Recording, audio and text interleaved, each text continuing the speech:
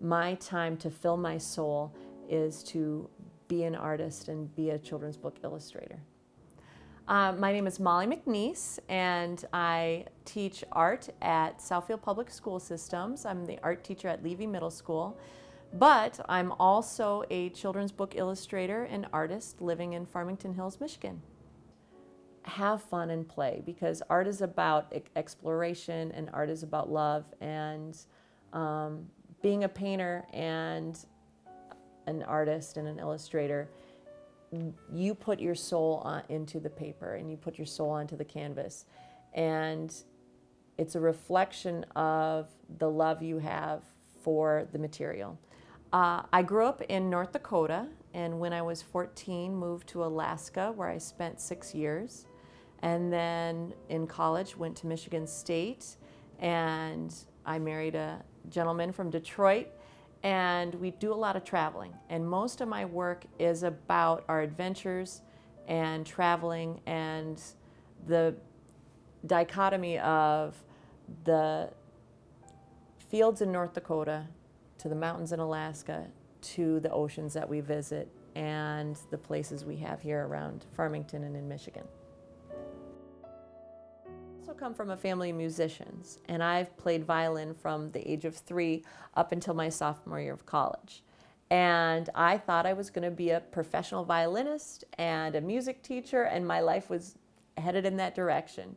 And unfortunately, I had an injury to the nerves in my hands, and I was told that that dream would not happen. And being in the arts family, my family said, you always have to take a sculpture class or a pottery class. So I was sitting in my sculpture class, very sad that I could not be a music teacher.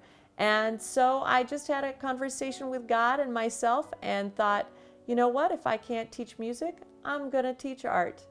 And later on, talking to my family, they said, oh, we always knew you were an artist. You kept drawing on your blue jeans with Sharpie markers and creating all these things. And looking back, I see where when I was in 7th grade, instead of writing the paper for my social studies teacher, I drew maps for every paper I had to turn in. And it just came naturally, and I just love drawing and I love painting. And the joy it gives me and the meditation I feel from it and the love that I have for it shows me that for myself, that being an artist is just who I am, just like I'm tall and I wear glasses. It's just something that cannot be taken away from me. My mother and father-in-law are photographers, and they live here in Farmington Hills. And my husband is an educator, and he's also a children's book author. And my son, William, who is 11 years old, and my daughter is 13 years old, and her name is Ella. And they're both artists. And my grandmother is a weaver, and I come from a family who really appreciates art and has a lot of original art in their homes and supports local artists and produces art themselves. When we moved to Farmington Hills, I loved this house that we own right now because of its space in the basement.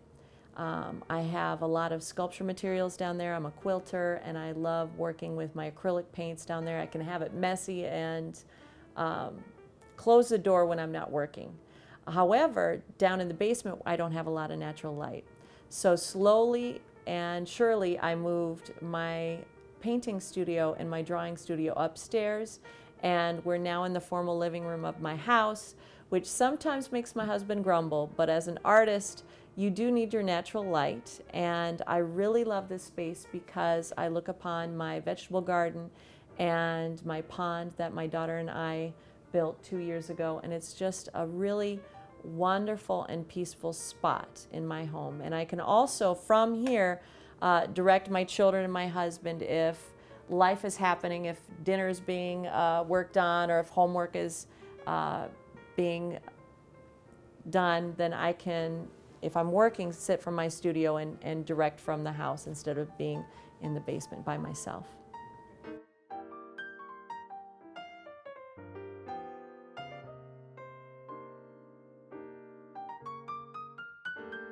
As an art teacher, I really understand how important arts education is for our kids. Not only do I own it in my own home with my children, but I've been teaching for the last 17 years. And arts, I like to say, is the glue that puts all of the other subjects together. Within art, you can take any one of the medias, from ceramics to painting, and we can look throughout our history with our social studies, mathematics, our writings, and it's wonderful because I can show my students how to make a clay bead, but I can also show them how the Egyptians made their beads and how the Greeks and the Native Americans made theirs. And so it's a wonderful connection with everyone. I was also very lucky to have my husband have me illustrate his last book, Joshua and Jasmine Go to Kindergarten. It was a collaboration with Dover, Delaware's public school system, and it's based off his first book, Ryan and Ruby Go to Kindergarten. Joshua and Jasmine is a book about two twins who are turning 5 and going to kindergarten, and the book goes through all the skills that they need for their kindergarten days. And so it reviews their numbers and their letters.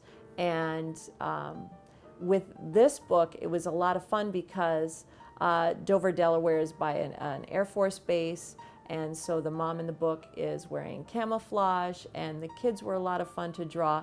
And every time I do a book, I really learn not only the process of being a children's book illustrator, but how fun it is to take the ideas from a school district and to put it on the page.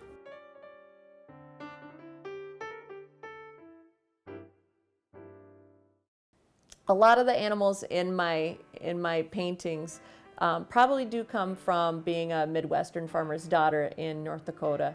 I love the way sometimes creatures feel, and in one conversation with some of my colleagues at school, they asked what was something special about us that nobody knew about us, and I said I could catch any creature that came before me, whether it's a turtle or a snake or a frog or a bug. And I just love that about my artwork, that good art makes you want to touch it.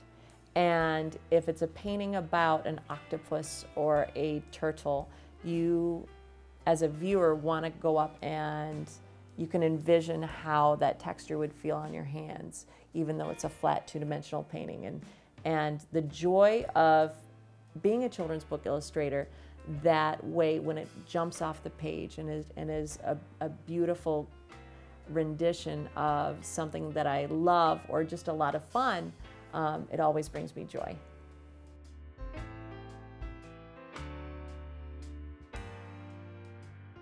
I just finished a book with Rebecca Mezoff, who is a tapestry weaver in Colorado, and she does weaving workshops across the country to weavers, and she needed a book to explain her techniques.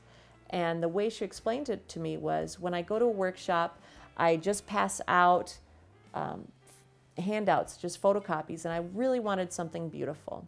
So she came up with a sheep, and we collaborated together, and his buddy is a spider, and the sheep and the spider direct how to do the different weaving techniques, and they get in a lot of trouble being caught in the looms, and they cause lots of trouble in the book. And it will be published at the end of 2017.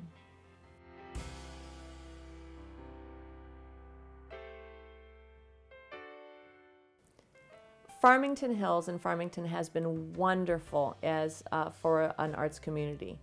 I have been very blessed to be accepted twice to the Farmington Hills Arts Program at the City Hall, and I love showing my work there because it's a 2-year period where residents of the community can come in and see not only my work, but artists from all different genres, from sculptors to printmakers to ceramicists, and then of course my watercolors. And I love working in Farmington Hills because Farmington Hills really does support the arts, even in their architecture, and they have an incredible arts department in our public school system. And being in a community that when I drive by the Glick Pottery Studio, I know that this wonderful community supports its artists and values the arts.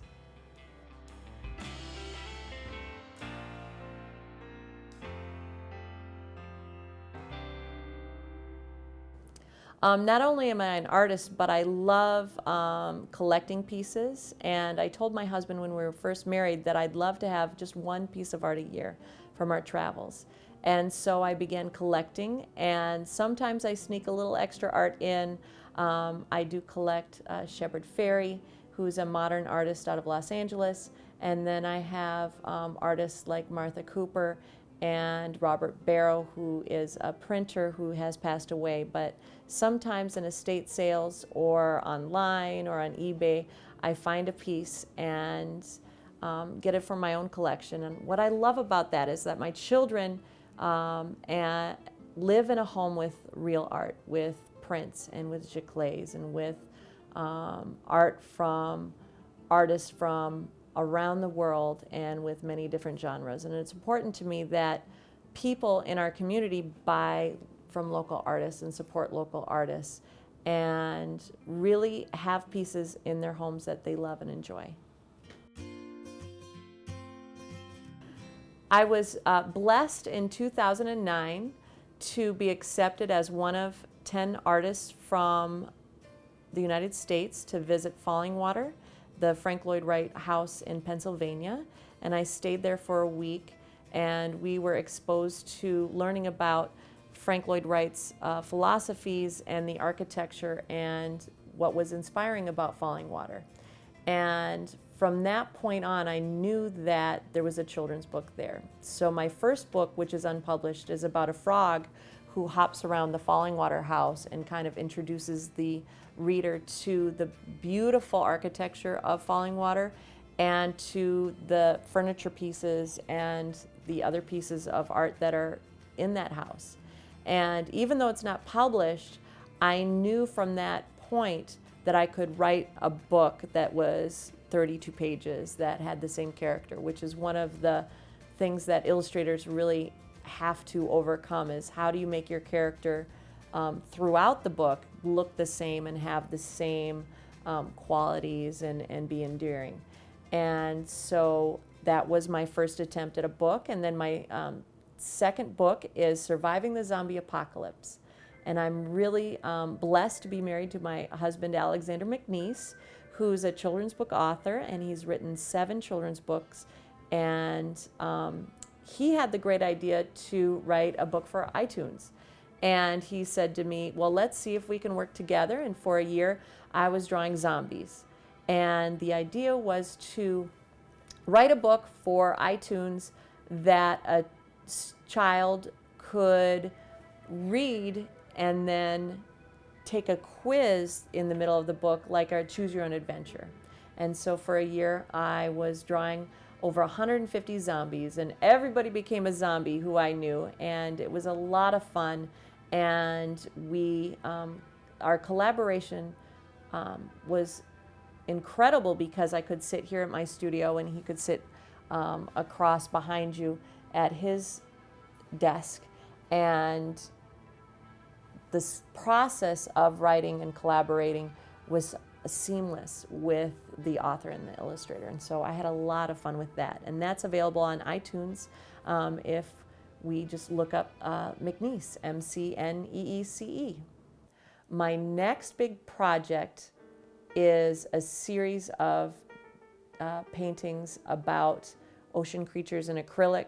Working as an illustrator, especially on a surface that my last book was 7 inches by 7 inches was my painting surface. And sometimes it got very, very tiny. So as an artist, sometimes to shake it off, I have to go really big. So my canvases went from 7 inches to now 3 feet by 4 feet. And it's been a big challenge, but it's been also a lot of fun. My advice to somebody who wants to become an artist or an illustrator is go for it. Be fierce. My friend Tony Hong, who's an artist in Los Angeles, says all you got to do is put in the work. So sitting down every night after my children go to bed and working, or finding a quiet Saturday morning to work, if you put in the time and the work and keep practicing and love what you do, anyone can strive to live out their dreams.